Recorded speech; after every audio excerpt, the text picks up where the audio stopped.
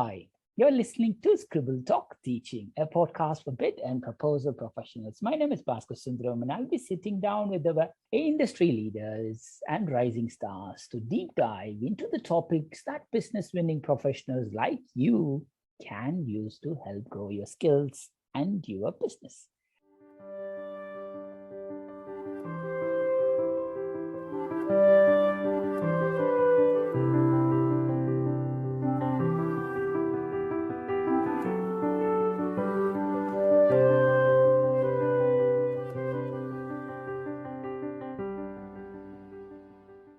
Today's guest is Kelsie Ware.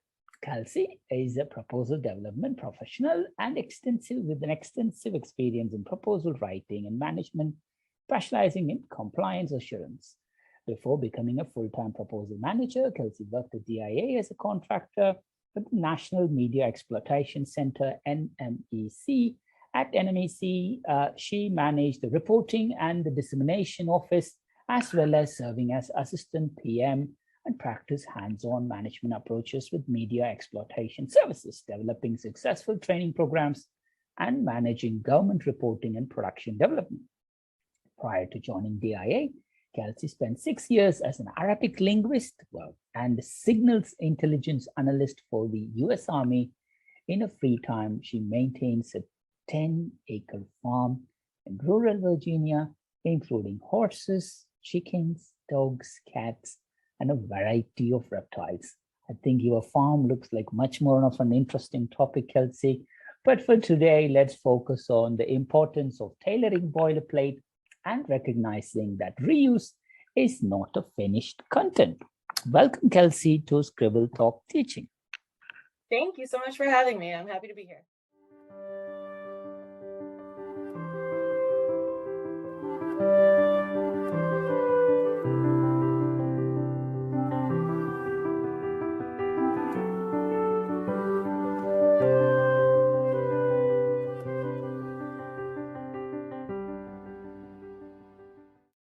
Thank you, Kelsie. Kelsie, let's go back to this topic. Importance of tailoring boilerplate. Why do you think it's important? Yeah, so boilerplate tailoring is really important, and it's often forgot about because you're often in a rush to write a proposal. You find this boilerplate, you say, oh, this is perfect, it's exactly what I need. You plug it in, and then no one really looks at it again because people all think it's finished narrative. But the risk here is that you're not creating customer-centric content because you're not tailoring that reuse to the specific opportunity. And you're also not necessarily highlighting your best strengths as your company because you might not be talking about everything the customer cares about in that reuse, or perhaps you're talking about too much that your customer's not going to care about. So it's really important that anytime we use reuse in a proposal, we take a really close look at it and make sure that we're not just substituting out customer names and company names, that we're actually making sure that content is still relevant to this specific opportunity. Well said, Kelsie. Do you have any interesting moments of actually copy pasting, but without changing the customer names and then wondering, oops? Yes, actually, a recent proposal I was working on, it was very heavily management sections, which we were excited about because management is always a great place to use reuse. And so we had put a bunch of reuse sections in, and then it was 2 review cycles down the line. I think we realized that we had miscited the amount of employees that we currently had, and everyone was like, oh, wait, we should probably adjust that in our past performance library, or our reuse library rather. So yes, definitely, I have had many experiences where tailoring would have, if we had not tailored, it would have been very bad news for us to give that to the government. I think so. I think, and it's a common thing. Again, if anybody tells me that while they're using boilerplates or reuse library, that they haven't missed out and they were always 100% accurate, I think that's a lie. But we all have done that one form or the other. But that comes to the question, Kelsie. People call it knowledge library, bid collateral library, reuse library. What's the reuse library? So a reuse library is a library of documents that your proposal team or your company has developed either for a specific purpose, like a quality assurance plan or a risk management plan just to kind of have on the back burner. Or it could even be you wrote a super great staffing section for a proposal and you say, oh, I want to save that because we definitely want to use this really strong section that we've written in future proposals rather than reinventing the wheel. And so that's where you're going to develop your reuse libraries, and reuse is going to be actual narrative. Usually it'll have some plug and play, like you might have, a highlighted yellow customer or company to make sure you're putting the right agency names and everything in the right places. But it should be something that you can copy and paste straight into a new document and then start working with from there without having to really write a lot of new narrative other than your tailoring. Got it. I think it could be, I think people do save. I know there's a long discussion, what could be a library, what's not a library, etc. But in your simple mind, what could be the content of a reuse library? Typically, the things that you'll find in a reuse library are going to be geared probably more towards either management type sections or things that are specific to your company. So if you have, say a certain certificate that you're going to include in proposals, you might have a company specific reuse that talks about the narrative around that certificate, or your management approach from contract to contract, the backbone of that probably isn't going to change. So you might have a standard staffing, recruiting, and retention reuse write-up, or you might have a standard transition in and out plan, how you manage transition approaches. Stuff like that is going to be great candidates for reuse. Yes. And sometimes people say reference libraries. Are reuse libraries different to reference libraries? Are they same or are they different? So they are actually different, and some people, depending on what company you work for, they will use these terms interchangeably. I disagree with that because I think there is a very fundamental difference between reuse and reference material.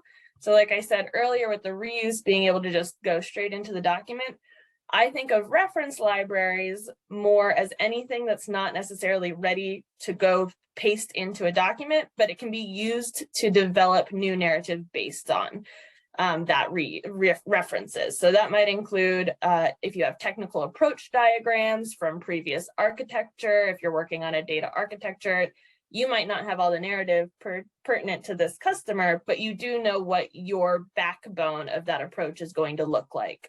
Other examples of references you might find in a reference library might be previous PWSs from contracts that you have either worked on or developed, project plans, company process libraries. So if we have a standard certification process for hiring new employees, something like that, those are documents that we can use to reference and create new narrative, but they're not going to necessarily be something we can just drop into a document.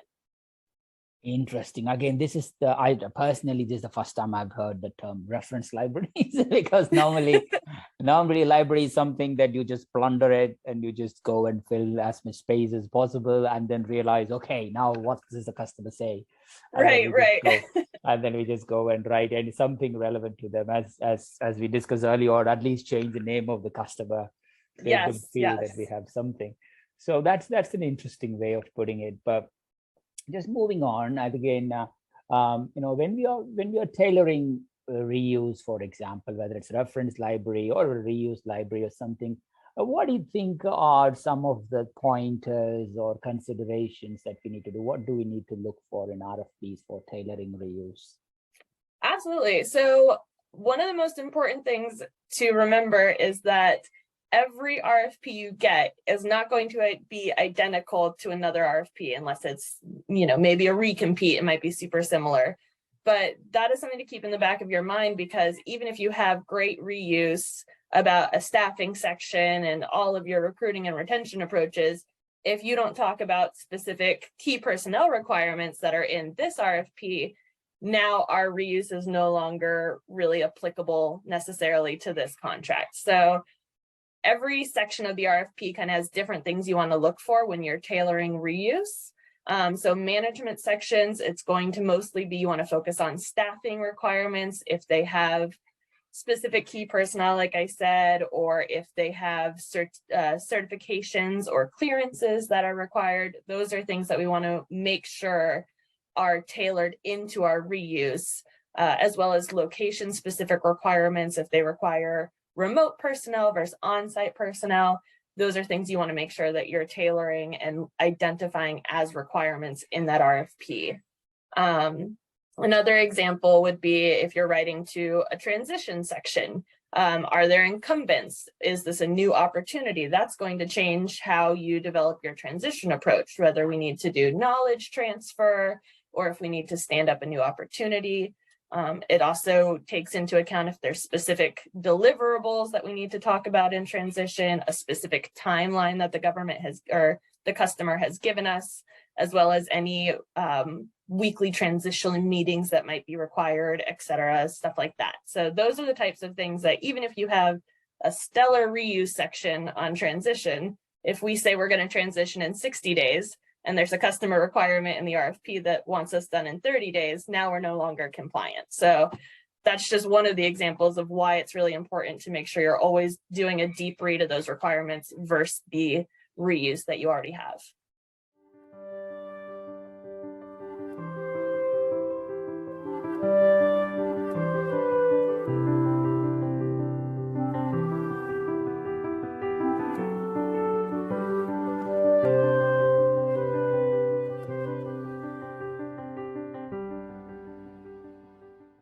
Well said there, Kelsie. I think if who manages this? Because I know reuse library. Do you have or have you seen dedicated resources managing content libraries, or is it just a role of group of proposal managers or a proposal manager? Every now and then during the downtime of a proposal, him or her manages this. What works best? Really, that's going to depend mostly on the size of your company and the amount of resources you have. So my company, for example, we do have 2 amazing authors and editors who are just full-time writers and editors for our proposal team.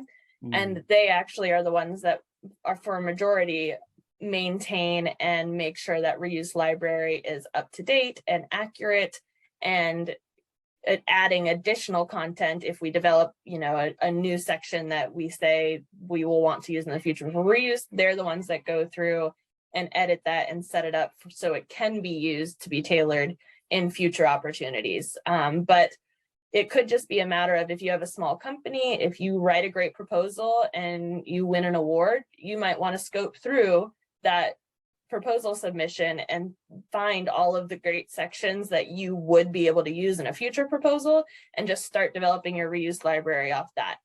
You can start anywhere for a reuse library, and then the most important thing is that you continue to nourish that reuse library and let it grow. So making sure that it's maintained and updated and leaving reuse better than you found it. So if you use reuse and you tailor it and you add a couple really great things, you want to make sure that you incorporate that back into your reuse source document. So next time you go to use it, you already have that stronger content to step off of. Got it. Because that's where things flip. Because it's yes.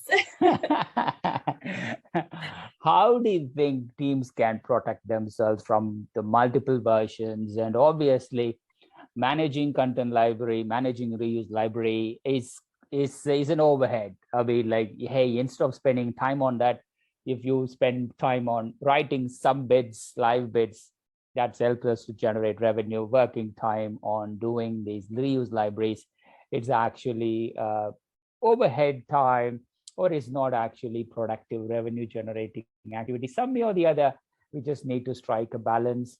So what do you think?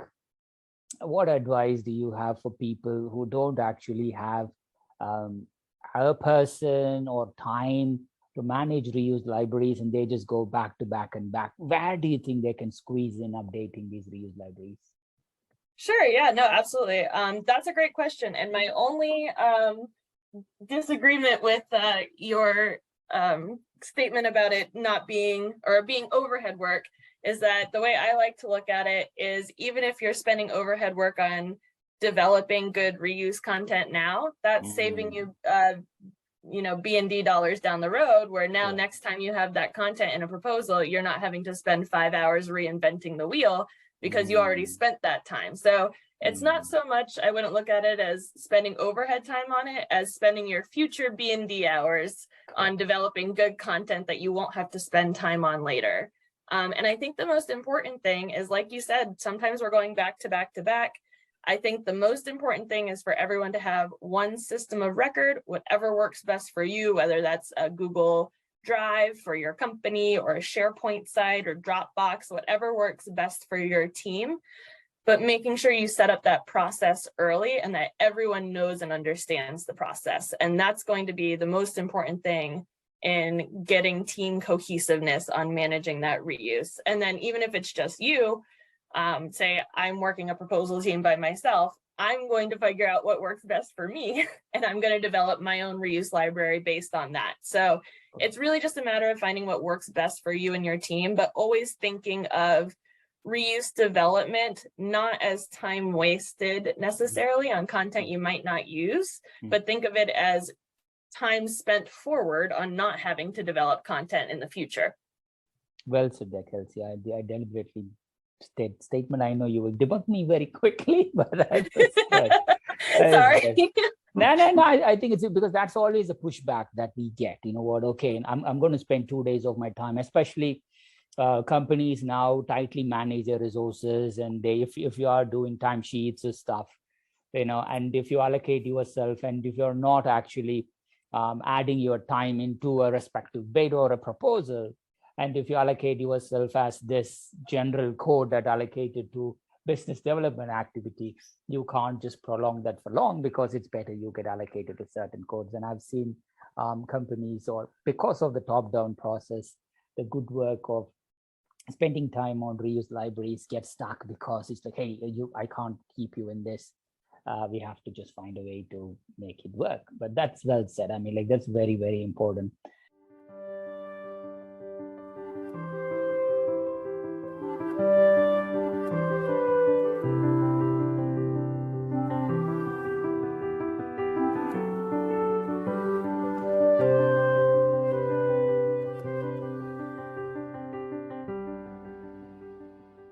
So when we are talking about reuse in general, do you find there is a difference between the tech approaches and also the reuse for management and transition, etc.?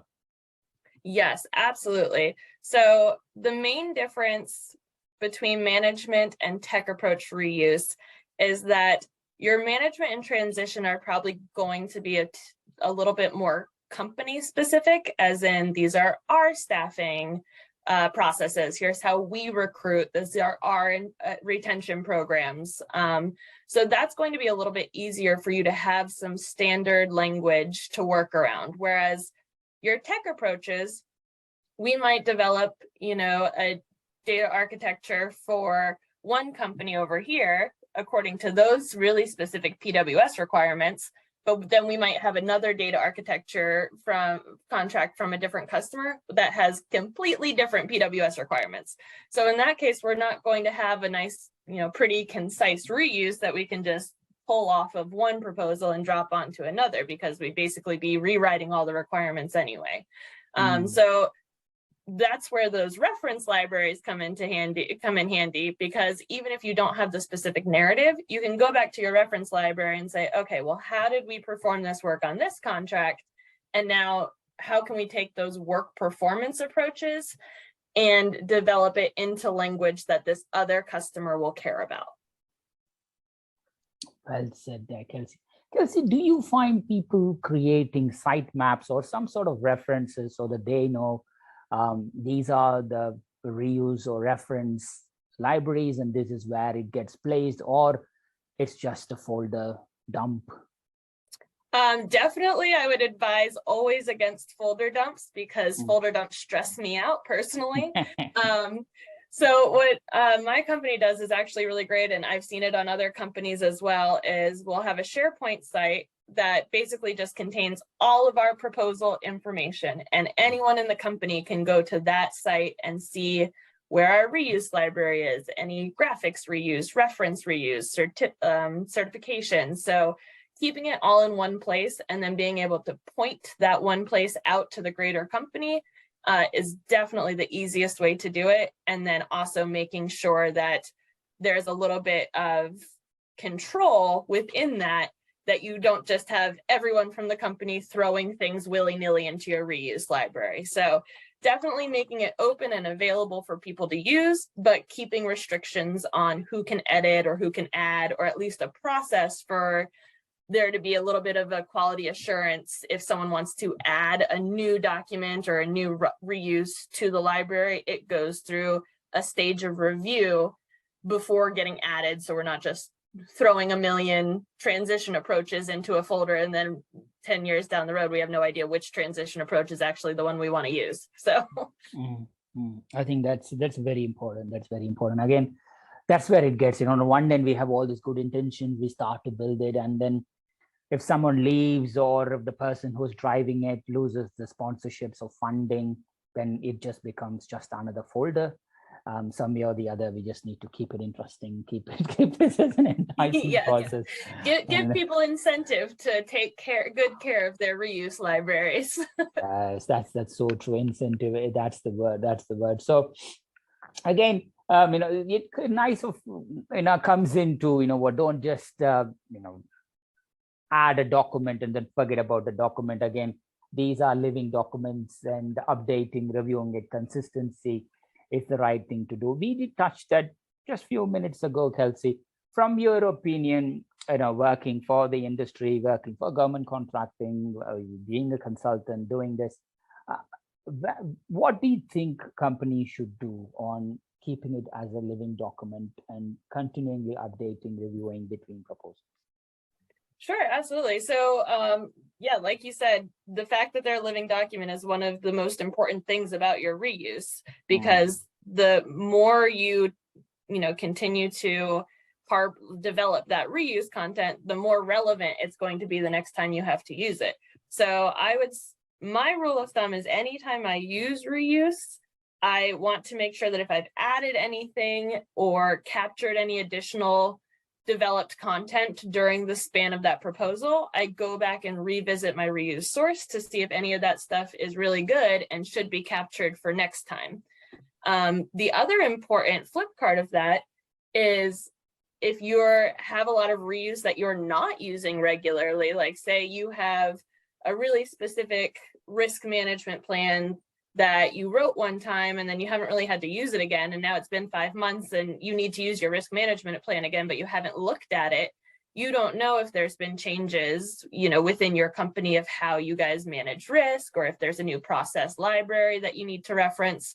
So I think it's even more important for people to go in regularly, whether that's monthly, bi-monthly, whatever works for your schedule, and check in on reuse that they haven't used recently to make sure that nothing has been updated, because companies are also living entities. So you may have had 50 staff when you first wrote your transition approach a year ago, but now you have 250 staff. You want to make sure that you're going in and maintaining those types of information in your reuse so that you're not finding faults in reuse next time you try and insert it into a proposal.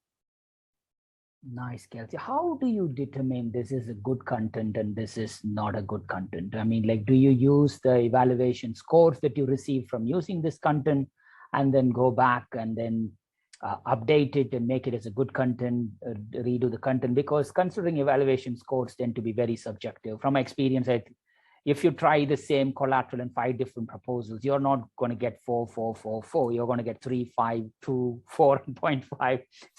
Exactly the same content, same response. But because people who are reading it are totally different people, and depending on the time, depending on the way that they read, depending on how they take, you get different scores. So how do you decide? You have written a response now. There is no collateral in place. There is no reference libraries. You have done response now, and you have the second bid that you're starting. I'm just going back to the basics here. And you have the second bid now. You are going to use the first bid as a reference, and you're going to use the first bid for the third bid, fourth bid, and then you gradually go. How do you decide whether this is a good content, whether you improve. It's internal, or do you also stress test with the evaluation scores that you use and then you go back and improve it? I would say it's definitely both. For sure, the number one way to know that you have good reuse is if you win, right? So if the government comes back and really likes what you wrote, that's a good sign that you want to hold on to that, because it will likely get you high evaluations in the future as well, hopefully.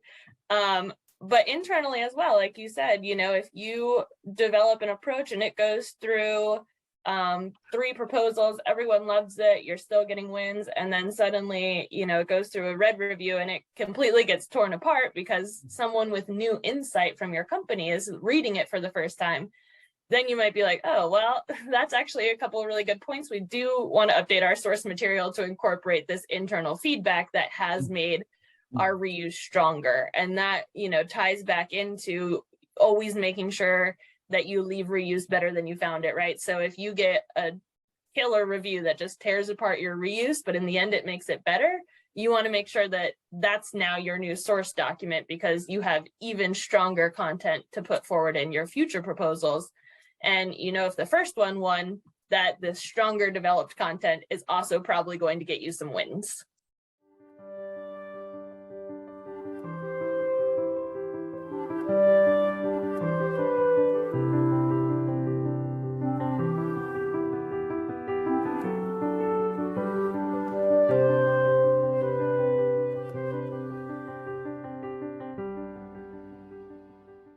That makes sense. Again, whether it's a team of 1 or team of 2 or team of 3, what do you think?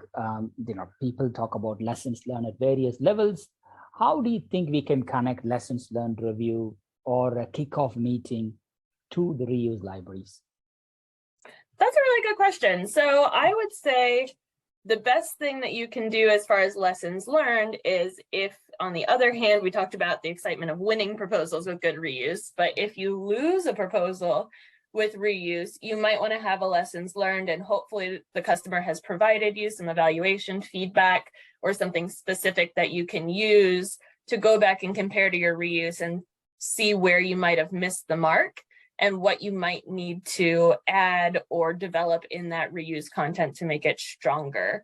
Another thing is you want to make sure that in the kickoff, if you are sitting down and doing writing assignments, if you have, a management, a transition, and a quality, and you have reuse for all of those, you don't want to spend all of your upfront writing resources on those sections, especially if you have a small team, right? So if there's only 3 of us working, I don't want one person developing a new management approach if we have reuse for that. So that's the one thing I always do in a kickoff meeting, is I try and have either the writers or someone who's familiar with the reuse library on that meeting with me. So as we're going through and creating writing assignments, we can note, hey, we already have reuse for this, put that in first, and then work from that on tailoring. And that way we're not spending additional resources time on creating work that we already have created somewhere.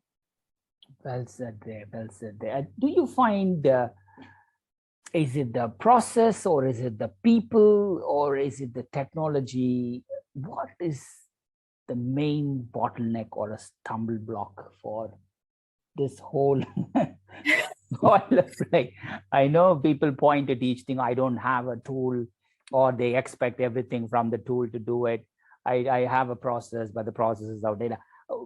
From your experience, like if you pick up the top 3 reasons why this fails, what do you think you will say? Yeah.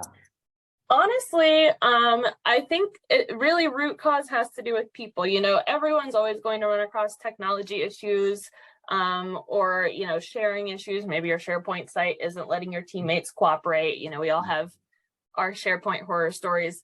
But really, at the end of the day, I think the most important part of ensuring your reuse is good is the people that are working on your proposal and their flexibility and attention to detail. You want to make sure that you're not getting a proposal team that's so overwhelmed. We've written 5 proposals this week, just grab some reuse, throw it in, and we'll, call it a day. Even if you get tired, you still want to make sure that the people who are working on those proposals are aware of the fact that they still have to tailor that. Even if, we've used it 3 times this week already, it has to be good. always making sure that you take that final step and really reread it just to confirm that you are saying everything that you want to say. Correct. And from your guidance, how you can actually get the management buy-in for investing on updating reuse library? Yeah, absolutely. I mean, I said, like I mentioned a little bit earlier, I think the best way to get management buy-in on that is to show them, here's how much time we saved on this proposal of writing hours because we already had reuse. So I think it's, and you probably know better than I do, but I think APMP math is like it's 3 to 4 days of developing new content or 3 to 4 hours per page of developing new content. Whereas it might only take you an hour to tailor reuse. So now you're saving your company 3 hours of work that you can be doing productive things on either another proposal or on-site work, you know, if proposal's your secondary hat, like a lot of people are. And so just that cost benefit alone is a really strong way to show management the benefit of maintaining a consistent reuse library. Totally, Kelsie. Again, that's it, because now companies do more and more, but again, I'm not a big fan of, everybody knows I'm not a big fan of RFP software and things. I've been pretty open about that for various reasons, but I mean, like for many others, you know, they seem to think, okay, if you get an RFP software, then everything gets solved. But as you can see, you still need to do the groundwork. I think we did touch some key pointers here on what's the boilerplate, what's the reuse library, what's the difference between reuse and reference. We looked at how we can tailor the reuse and some of the bottlenecks of it, how we can relate it to the lessons learned, how we can improve the good content, etc. And also 2 or 3 things that might stop us from producing the content. So why is a boilerplate never a finished content, Kelsie? So boilerplate is never finished content, mainly because we want it to be about our customer. So we want to make sure that we're not just putting it in and then, you know, replacing all of our customer names with that agency name and calling it a day. We want to make sure that we're capturing any pain points, you know, if you have the goals of the opportunity that you're aware of from your capture homework, make sure you're incorporating those, make sure you're, you know, going through the RFP and identifying all those additional requirements we talked about earlier. So that's the importance from the customer point of view. But also it's important that you're saying the right things about your company. So, you know, for example, if you have your company has a transition reuse document and it just contains, you know, 4 pages of your entire transition approach. And because it's a comprehensive document, one of your paragraphs in there is about managing, you know, OCONUS transitions at multiple locations. That's great. And we might have to use that. But this opportunity, say we're doing a state and local contract that only has remote work. They're not going to care that we have experience transitioning multiple OCONUS locations because that's not relevant to them. So we want to make sure that we're harping on our paragraph in our transition approach that talks about transitioning remote locations for, you know, small local contracts, because that's what's going to ring with our customer. So even though it's an experience that our company might have and it's good experience, if it's not relevant to the opportunity you're writing on, you're just wasting really valuable page space saying a bunch of stuff that you're not going to get points for. Well said, Kelsie. Again, 2 things that popped out pretty strongly for me. One is your reuse library is a living document, so you do need to update it. And remember, it's a living document, which means it lives there for you. So please do feed it regularly and ensure it survives. Don't kill it. As I tell you that my plant is dying. Yes, water your reuse library. It likes fertilizer. Exactly. Second one is the best one that you just said. It's not a finished content, which means the reason you need to keep it growing, that is always remember what you have is it might help you from one customer to the next customer, but you have the answers here, but the questions are always going to be different. So you just need to, very well said. Exactly. Yeah, you just need to ensure that it's never going to be a finished content. Keep that in mind. So that's beautiful. Any other pointers that you want to cover, Kelsie, on this particular topic? I mean, I think the only other thing is just to really drive home the fact that it's everyone's responsibility on a proposal team to ensure reuse is accurately updated and maintained, right? So even if you do have a dedicated author or editing team that maintains your reuse library, if you're going through as a tech writer and you find something in reuse that you're like, actually, I think we should add XYZ. Now you're the responsible person for getting that back into the reuse. So I think everyone just needs to make sure they're not in the frame of mind of, well, I'll just edit this reuse and someone else will come along and put it into the magical reuse library for me later.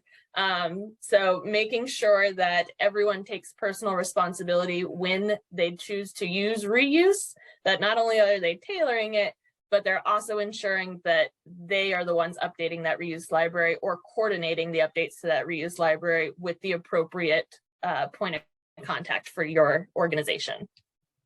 Totally. As they say, leave the place as you find it. So if yes. if you are using something, and please do ensure that you update it in the right way and put it back. That's nicely said, Kelsie.